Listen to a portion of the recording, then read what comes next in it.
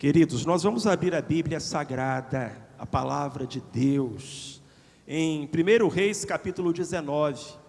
Veja se tem perto de você alguém sem a Bíblia. Chegue pertinho dele, pertinho dela, abençoe o seu irmão. Primeiro livro dos Reis, capítulo 19, versículos 13 a 18. O tema da nossa mensagem é Elias, o perplexo. E vamos ler os versos 13 a 18 do primeiro livro dos Reis. A Bíblia diz que, ao ouvir a voz de Deus, Elias cobriu o rosto com a capa e, saindo, pôs-se à entrada da caverna. E eis que lhe veio uma voz que dizia: que fazes aqui, Elias?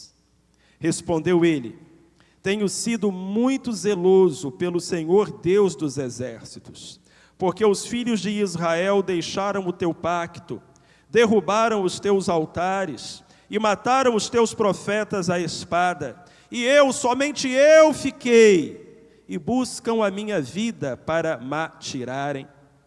Então o Senhor lhe disse: vai, volta pelo teu caminho para o deserto de Damasco. Quando lá chegares, ungirás a Azael para ser rei sobre a Síria, e a Jeú, filho de Ninsi, ungirás para ser rei sobre Israel, bem como a Eliseu, filho de Safate, de Abel-Meolá, ungirás para ser profeta em teu lugar. E há de ser que o que escapar da espada de Azael, matá-lo-á Jeú, e o que escapar da espada de Jeú, matá-lo-á Eliseu. Todavia, deixarei em Israel 7.000, todos os joelhos que não se dobraram a Baal, e toda a boca que não o beijou. Bendita seja a palavra de Deus, lida aos nossos corações. Meus amados irmãos, minhas amadas irmãs, Elias estava na caverna. Elias estava perplexo. Às vezes, nós damos nomes ou apelidos aos profetas da Bíblia. Você conhece Jonas, o profeta fujão; Jeremias, o profeta chorão. Se fôssemos dar um apelido a Elias, talvez nós disséssemos Elias, o profeta perplexo. Pelo menos nessa passagem, neste momento da sua vida, porque Elias viveu outros momentos. Houve um momento no qual Elias corajosamente enfrentou os reis idólatras de Israel, e então nós poderíamos chamá-lo de Elias, o corajoso. Ele foi sustentado pelos corvos, e nós poderíamos chamá-lo de Elias, o abençoado. Ele ressuscitou o filho de uma viúva, e nós poderíamos chamá-lo de Elias, o usado por Deus. Ele derrotou 400 profetas de Baal, e nós poderíamos chamá-lo de Elias, o vencedor. Mas agora ele estava na caverna. Agora ele estava deprimido. Agora ele estava angustiado. Agora ele estava aflito. E nós poderíamos chamá-lo neste momento de Elias, o perplexo. O que significa esta palavra, perplexo? Há alguns sinônimos no dicionário: abismado, tonto, confuso, desnorteado, boquiaberto, incrédulo, assombrado, estarrecido, atônito, estupefato. Elias estava zonzo com as coisas que aconteciam no mundo dele, com as coisas que aconteciam ao seu redor. Deus perguntou a ele: que fazes aqui, Elias? E ele disse: Senhor, eu tenho sido muito zeloso pelo Senhor Deus dos exércitos, porque os filhos de Israel deixaram o teu pacto, derrubaram os teus altares, mataram os teus profetas à espada, somente eu fiquei, buscam a minha vida para atirarem. Elias não estava falando de um povo idólatra, de uma nação ímpia. Elias estava falando do povo de Deus, do povo de Israel. E era como se Elias estivesse dizendo assim: eu não acredito no que eu estou vendo, eu não acredito no que eu estou ouvindo, eu não acredito no que eu estou passando. Que mundo é esse? Elias estava perplexo com as coisas que aconteciam à sua volta. Reis ímpios no poder, altares do Deus verdadeiro destruídos, profetas do Deus verdadeiro assassinados, o povo do Deus verdadeiro indo após deuses falsos. O mundo de pernas para o ar, tudo errado, tudo errado. Elias olhava para o mundo à sua volta e ele dizia: eu não acredito. Irmãos, eu às vezes penso, muitas vezes penso, que os dias de hoje são dias de Elias, que os tempos de hoje são tempos de Elias, onde nós olhamos para as coisas à nossa volta e o resultado é susto, abismo, perplexidade. Porque, queridos, as coisas que estão acontecendo são coisas difíceis da gente acreditar que elas estão acontecendo. Gente defendendo descriminalização do aborto e usando como desculpa o fato de que o Estado é leigo e que uma questão religiosa não pode se impor sobre uma questão de saúde pública. O aborto é pecado? É. Ele quebra o 6º mandamento, que diz: não matarás. Mas o aborto não é só um pecado, ele é um crime. Ele quebra a Constituição e o Código Básico da civilização de todos os países, que determina que o dom básico e o direito básico de qualquer ser humano é o direito à vida. Mas as pessoas vão e com ares de inteligência e modernidade dizem que tirar a vida de um bebezinho que está na barriga da sua mãe não é crime, não é nada. Eu não sei você, e isso me deixa perplexo. E mais perplexo fico quando vejo pessoas que se dizem crentes, evangélicas, servas de Deus, achando isso certo, achando isso normal. Como Elias, eu fico boquiaberto e digo para mim mesmo: não acredito que eu estou vivendo tempos assim. Tempos nos quais pessoas trabalham a favor da legalização das drogas, de algo que tem ceifado a vida de milhares e milhões de brasileiros. Hoje, as ruas das grandes cidades do Brasil são tomadas por verdadeiros zumbis. Não é assim que nós vemos? Pessoas vagando com os olhos vidrados, os olhos injetados, cometendo pequenos crimes, às vezes grandes crimes, pedindo, mendigando, esmolando. Essas pessoas, controladas pelo vício, pelo crack, pela maconha, pelo álcool, pela droga, é o filho de alguém que está ali, é a filha de alguém, é um pai, é um marido. Irmãos, é uma criatura feita por Deus à sua imagem e semelhança, é uma alma pela qual Jesus morreu. E nós vamos então dizer que uma coisa que faz tanto mal ao ser humano quanto a droga deve ser legalizada, liberada. Eu fico pensando: Senhor, onde é que eu estou? Que mundo é esse? O que é que está acontecendo? Pessoas que se dizem cristãs, pessoas que se dizem pregadoras da palavra de Deus, defendendo o aborto, defendendo as drogas, defendendo o casamento homossexual, defendendo coisas que Deus condena, aprovando coisas que Deus não aprova. E o resultado, meus amados, minhas amadas, é perplexidade. Entretanto, nós bem entendemos que nada daquilo que está acontecendo é exatamente uma novidade. A Bíblia fala sobre isso. Em 2 Timóteo, por exemplo, no capítulo 3, versículos 1 a 5, o apóstolo diz ao seu filho na fé: sabe, porém, isto, que nos últimos dias sobrevirão tempos penosos, tempos de Elias.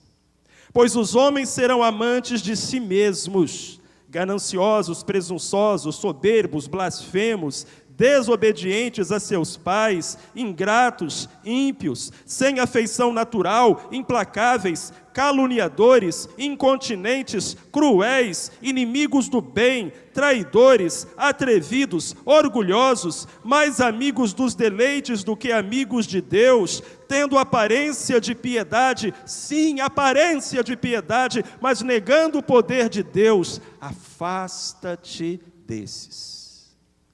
E às vezes eu fico me perguntando o que ainda falta acontecer, Senhor, diante do que a Tua palavra nos diz, porque parece que as profecias estão se cumprindo cada vez mais claramente. E a reação normal é a gente ficar perplexo.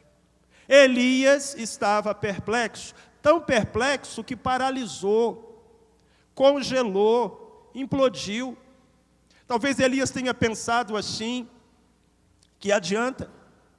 Todo o meu trabalho, todo o meu esforço para combater o bom combate, as coisas dão errado, e a humanidade vai após o erro, e as pessoas estão abandonando Deus e os valores de Deus, e então Elias se escondeu e ele foi para dentro daquela caverna. Aí sabem, esse é o perigo que a gente corre quando a gente vive tempos de Elias, é o perigo da gente se intimidar.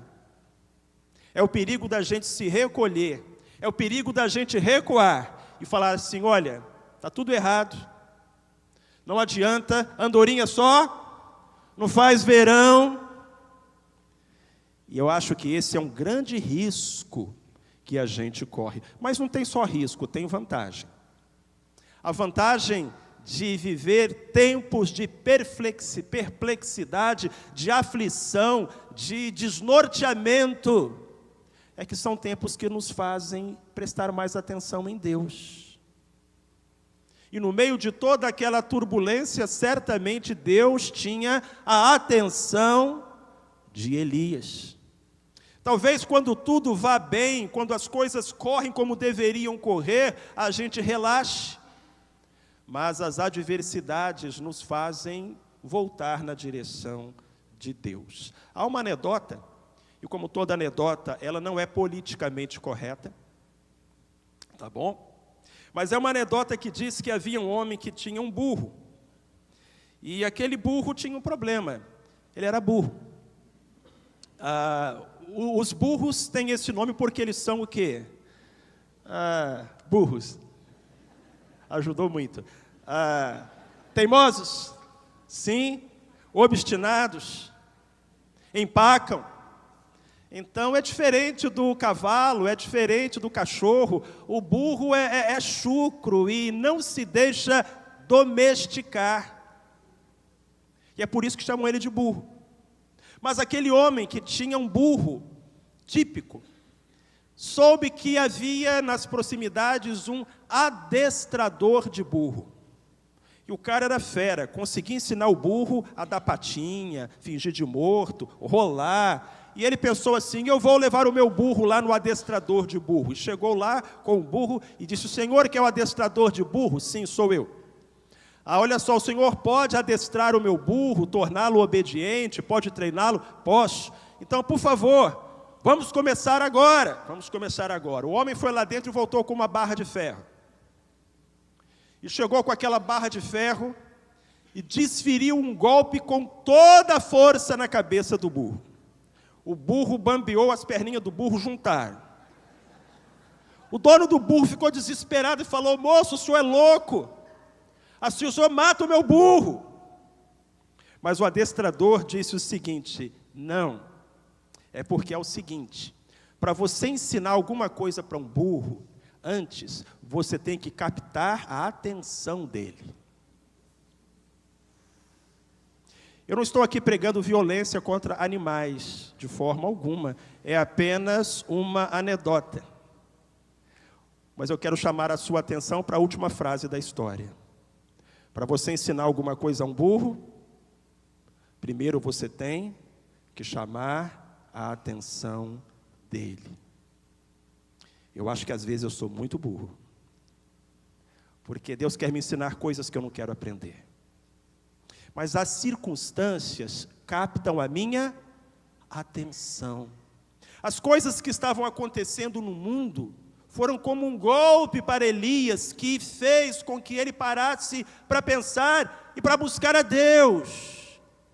Filho, filha, será que as coisas que estão acontecendo na sua casa, as coisas que estão acontecendo na sua saúde, as coisas que estão acontecendo na sua vida profissional, as coisas que estão acontecendo na sua família, as coisas que estão acontecendo no seu casamento, as coisas que estão acontecendo na sua vida, não te fazem parar e prestar atenção e perguntar a Deus e esperar pelo que Ele vai dizer? Elias estava preparado para ouvir a voz de Deus. Perplexo, atônito, mas Deus tinha a sua atenção. E aí a Bíblia diz que Deus falou com Elias. Ele cobriu o seu rosto, saiu à entrada da caverna, e eis que veio uma voz, era a voz do Senhor, que dizia: que fazes aqui, Elias? Agora, será que Deus não sabia o que Elias fazia lá? Claro que Deus sabia. Então eu acho que nessa frase, quando Deus disse assim, que fazes aqui, Elias, era como se Deus estivesse dizendo assim: Elias, o que está pegando? Não é? Que passa? Elias. E aí a gente entende que Deus já sabe, mas Ele quer ouvir da gente. Sabe, não é Deus que precisa ouvir, é a gente que precisa falar. E Elias falou. Ele desabafou, ele abriu o seu coração. E em resumo, o que Elias disse para Deus foi: Deus, está tudo errado. Está tudo errado. Elias disse: Senhor, o Senhor quer saber o que eu estou fazendo aqui? É o seguinte: tenho sido muito zeloso pelo Senhor, Deus dos exércitos, mas não está adiantando de nada. Os filhos de Israel deixaram o teu pacto, derrubaram os teus altares, mataram os teus profetas à espada, só eu fiquei e buscam tirar a minha vida. Senhor, está tudo errado. E talvez quando Deus fala com você, o que está pegando? Filha, por que essa tristeza, essa perplexidade, essa indignação? Filho, por que esse espanto, por que esse desalento, por que esse desânimo? Talvez a sua tentação ou o seu impulso seja fazer como Elias e expor uma lista de queixas que se resumem a: Deus, está tudo errado. Está tudo errado. Mas Deus respondeu para Elias, porque Deus queria ensinar algumas coisas a Elias, e 3 coisas Deus falou para Elias que eu acho que Ele fala para nós também, através deste texto, em tempos de Elias, em tempos de perplexidade.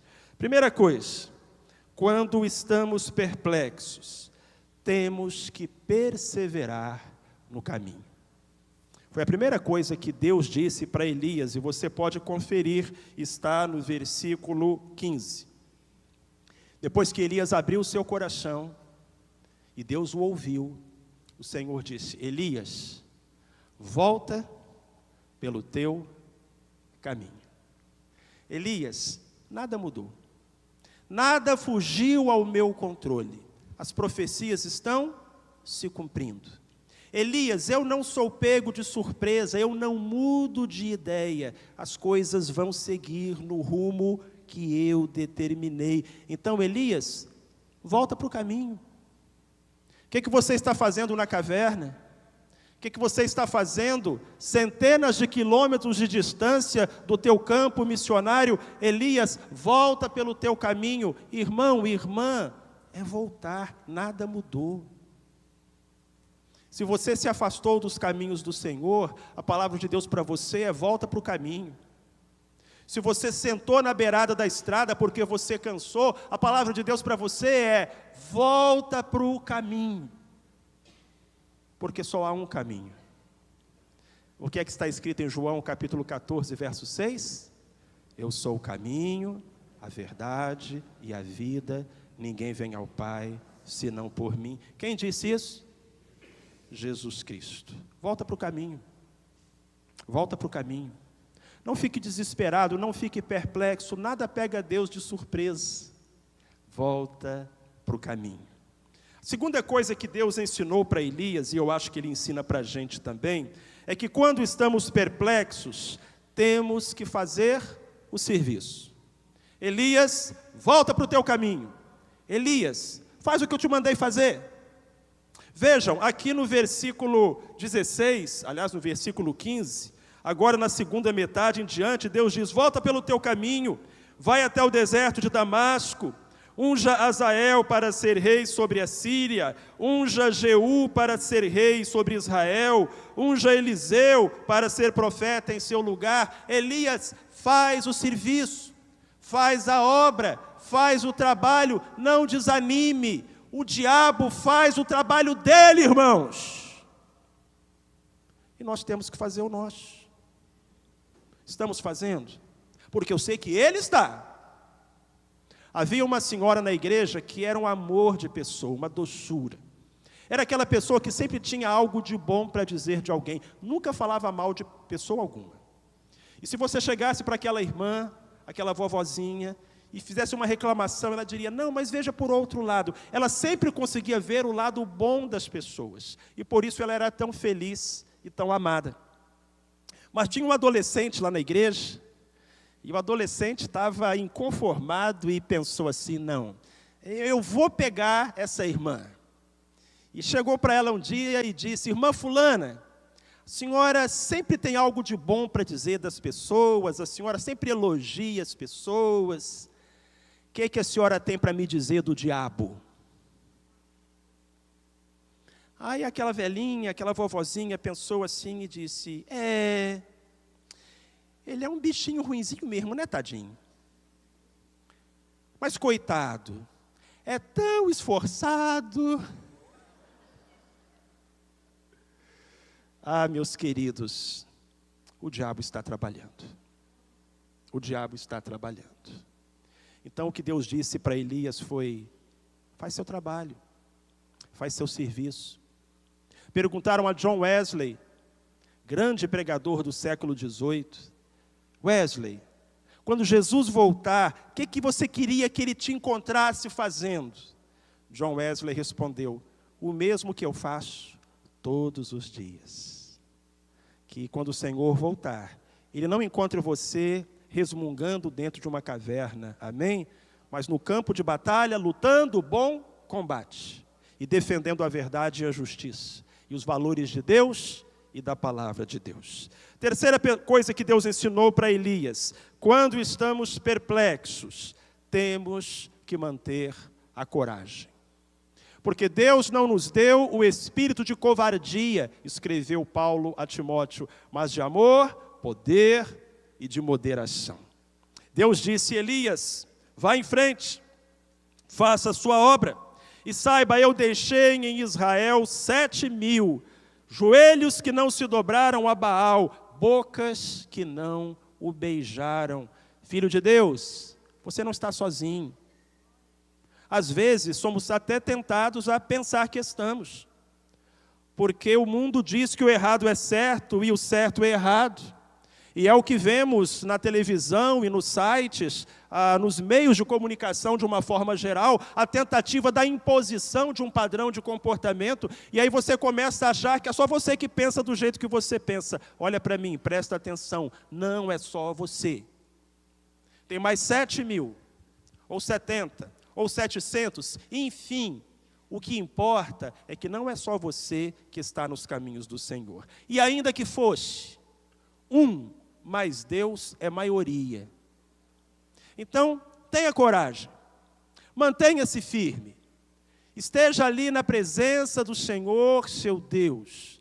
Que você possa dizer no final de tudo: combati o bom combate, acabei a carreira, guardei a fé. Elias, tenha coragem para nadar contra a correnteza. Sabem, amados, para seguir a correnteza até um peixe morto segue.